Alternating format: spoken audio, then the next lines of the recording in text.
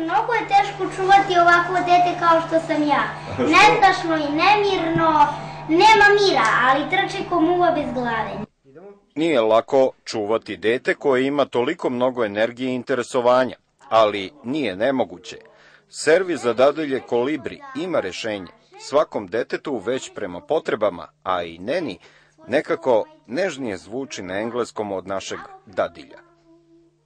Ja sam završila srednju medicinsku ginekološko-akušerska sestra, a sada sam apsolvent na defektologiji, na odsek logopedija.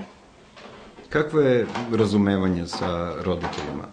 Sa roditeljima fino, super, znači sve onako kako smo od početka stupili u saradnju, sve je tako ostalo i za sada. Dobro, ja sam zadovoljna. Hoćete vi voditi sad na klizanje? Za sada ova usluga u Presnovnici rezervisana je za one sa dugim džepom. Da, evo sad ću... Ima se neke drugi stvari. Stvari, da kažem, pitanje je šta će ko postaviti kao prioritet.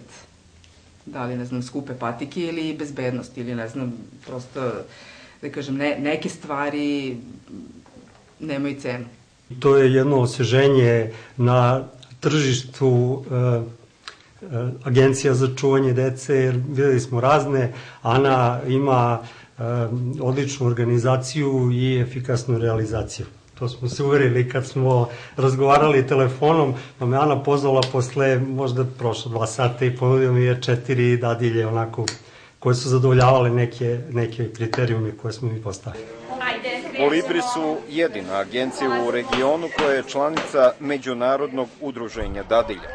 A da bi to postali, morali su da zadovolje nimalo lake uslove Evropske unije, koja oštrim pravilima i zakonima štiti najmlađe. Naravno, srpske neni moraju da znaju bar jedan svetski jezik. Znaju da koriste kompjuter i naravno, vole decu. Nije ovo posao samo za žene, i muškarci su dobrodošli. Samo ako zadovoljavaju uslove, a oni su jasni. Visoka obrazovanost, stručnost, znanje jezika i da volite decu, a to bi u stvari i bilo prvo.